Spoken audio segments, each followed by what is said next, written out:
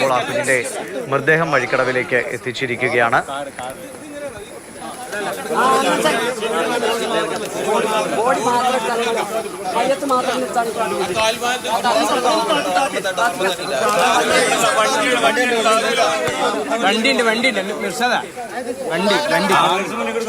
ഇംതിയാസ് കരീം തുടരുന്നുണ്ട്. ഇംതിയാസ് ഇപ്പോൾ മൃതദേഹം വഴിക്കടവിലേക്ക് എത്തിച്ചിരിക്കുന്നു. എങ്ങനെയാണ് അവിടെ കാര്യങ്ങൾ തീരുമാനിച്ചിരിക്കുന്നത്?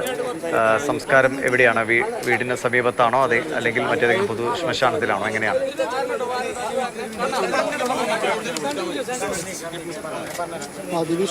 ഇപ്പോൾ വഴിക്കടവിലുള്ള വെള്ളക്കട്ടയിലുള്ള അനന്തുവിന്റെ വീടിന്റെ സമീപത്തേക്ക് ഇപ്പോൾ മൃതദേഹം ആംബുലൻസിൽ എത്തിച്ചിരിക്കുകയാണ്. ഇവിടെ നിന്ന് മൃതദേഹം ഇനി ചുമന്നുകൊണ്ട് വേണം, അതായത് കട്ടിലിൽ വെച്ച് ചുമന്നുകൊണ്ട് വേണം താഴേക്ക് കൊണ്ടുപോകാൻ.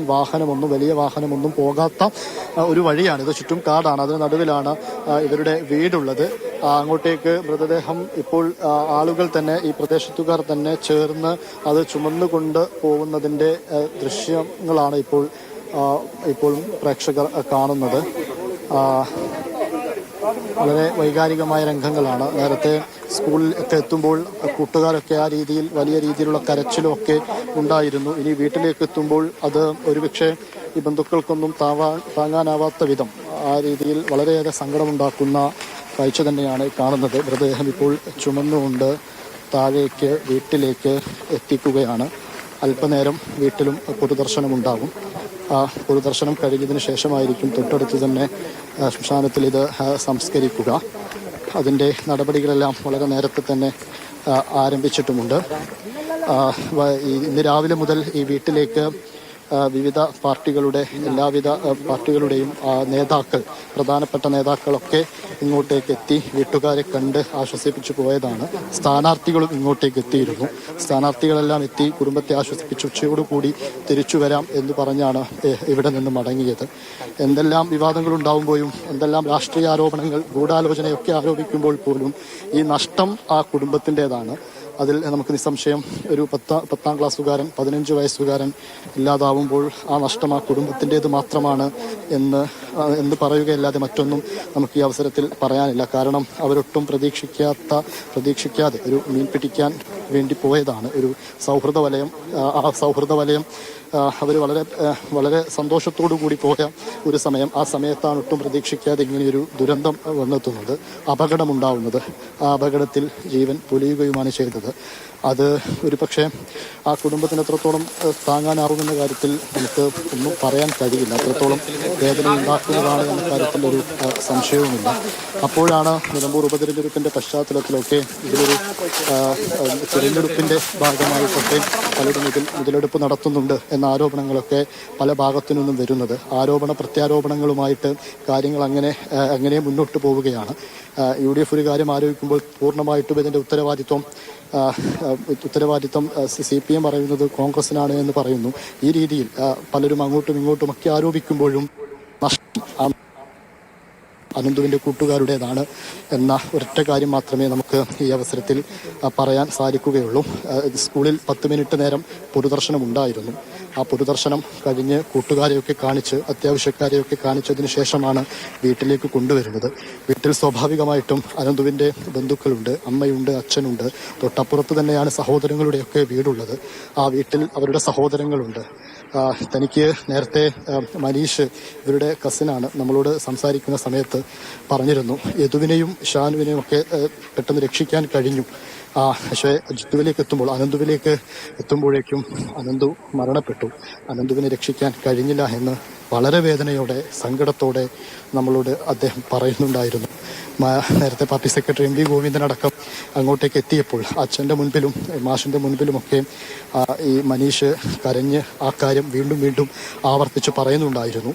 അതിൽ നിന്ന് നമുക്ക് വ്യക്തമാണ് എത്രത്തോളം, അതായത് ഒരു മുതിർന്ന ആൾ എന്ന രീതിയിലാണ് മനീഷ് ഈ കൂട്ടുകാരുടെ ഒപ്പം ഉള്ളത്. ആ സമയത്ത് മനീഷിന് ആകെ ചെയ്യാനുള്ളത് ആദ്യമിറങ്ങിയ, അതായത് മീൻ പിടിക്കാൻ വേണ്ടിയിട്ട് ആദ്യമിറങ്ങിയ ഇദ്ദേഹത്തെ, അതായത് മരിച്ച ഈ അനന്തുവിനെ, ജിത്തുവിനെ രക്ഷിക്കാൻ വേണ്ടിയിട്ടുള്ള ശ്രമം നടത്തുക എന്നുള്ളതാണ്. പക്ഷേ മറ്റു 2 പേരെയും രക്ഷിച്ച് അനന്തുവിലേക്ക് എത്തുമ്പോഴേക്കും അപകടം അവിടെ പൂർണ്ണമായിരിക്കുന്നു. അനന്തുവിന്റെ മൃതദേഹം വഴിക്കടവിലെ വീട്ടിലേക്ക് എത്തിക്കുകയാണ്. നേരത്തെ സ്കൂളിൽ 10 മിനിറ്റോളം പൊതുദർശനം ഉണ്ടായിരുന്നു. ഇപ്പോൾ വീട്ടിലേക്ക് എത്തിക്കുന്നു. കുറച്ച് സമയം അവിടെ ആളുകൾക്ക് കാണാനുള്ളൊരു സൗകര്യം ഒരുക്കിയ ശേഷം സംസ്കാരത്തിലേക്ക് കടക്കും. വലിയ സങ്കടത്തോടെ ആ നാടും കുടുംബവും എല്ലാം അനന്തുവിൻ്റെ അവസാനമായി അനന്തുവിനെ കാണാൻ വേണ്ടി അവിടെ കാത്തു നിൽക്കുകയാണ്. ഇന്നലെ വരെ കളിച്ച് ചിരിച്ച് നടന്ന അല്ലെങ്കിൽ പുതിയ സ്കൂൾ കാലം അധ്യയന വർഷമൊക്കെ ആസ്വദിച്ച് തുടങ്ങിയ ഒരു കുട്ടിയാണ് ഒറ്റ നിമിഷം കൊണ്ട് അവർക്ക് മുന്നിൽ നിന്ന് ഇല്ലാതാകുന്നത്. അത് ഒരു കുടുംബത്തിൻ്റെ മാത്രമല്ല, ഒരു നാടിൻ്റെ മുഴുവൻ, ഒരു സമൂഹത്തിൻ്റെ മുഴുവൻ സങ്കടമാകുന്നു. നമ്മുടെ ഉത്തരവാദിത്വം കൂടിയാകുന്നു അങ്ങനെ ഒരു കുഞ്ഞിൻ്റെ മരണം. അത് നമ്മുടെ എല്ലാവരുടെയും ഭാഗത്തുനിന്ന് അല്ലെങ്കിൽ നമ്മുടെ സംവിധാനങ്ങൾ അത് എന്തൊക്കെ തരത്തിലുള്ള പിഴവുകളാണ് ഇങ്ങനെയുള്ള പ്രവർത്തികൾ ചെയ്യുന്നതിലേക്ക് ആളുകളെ എത്തിച്ചത്. ഇപ്പോൾ ഇങ്ങനെ ഇലക്ട്രിക് പോസ്റ്റിൽ നിന്ന് കമ്പി വലിച്ചു കെട്ടി കെണികൾ ഉണ്ടാക്കുന്ന അടക്കം അത് ശ്രദ്ധയില്ലാതെ പോയ നമ്മുടെ KSEBയും മറ്റ് സംവിധാനങ്ങളുടെയൊക്കെ പിഴവാണ് ഒരു കുഞ്ഞിൻ്റെ ജീവൻ പൊലിയുന്നതിലേക്ക് എത്തിച്ചത്. മനുഷ്യൻ കടന്നു ചെല്ലുന്ന ഇടങ്ങളിൽ മൃഗങ്ങൾക്ക് എന്ന പേരിൽ കെണി വെക്കുമ്പോൾ അതിലേക്ക് മനുഷ്യനും കൂടി ഇരയാകാനുള്ള സാധ്യതകൾ മുൻകൂട്ടി കാണാൻ മനുഷ്യന് സാധിച്ചില്ല എങ്കിൽ വിശേഷ ബുദ്ധി ഉണ്ട് എന്ന് നമ്മൾ മൃഗങ്ങളിൽ നിന്ന് വ്യത്യാസമാക്കി പറയുന്നത് എന്തിനാണ് മനുഷ്യനെ കുറിച്ച് എന്ന് നമുക്കറിയില്ല. വീട്ടിലേക്ക് ആ മൃതദേഹം എത്തിക്കുകയാണ്. നേരത്തെ അമൽ പറഞ്ഞതുപോലെ 10-15 വയസ്സുള്ളൊരു കുഞ്ഞിനെ വെള്ളത്തുണിയിൽ പൊതിഞ്ഞു വെച്ച് കൊണ്ടുപോവുക, അത് കാണേണ്ടി വരിക എന്ന് പറയുന്നത് ഗതികേട് നിസ്സഹായാവസ്ഥയുടെയും അങ്ങേയറ്റമാണ്.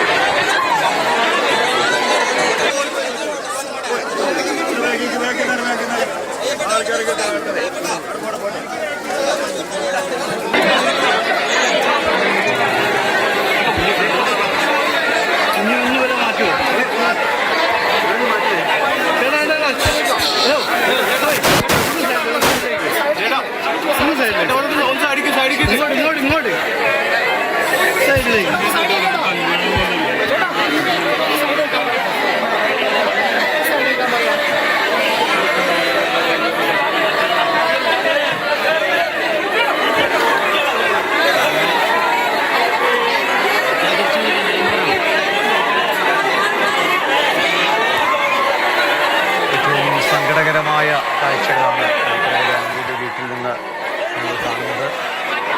വലിയ പൊട്ടിക്കരയുന്ന ബന്ധുക്കളും നാട്ടുകാരുമൊക്കെയാണ് അവിടെ ഉള്ളത്.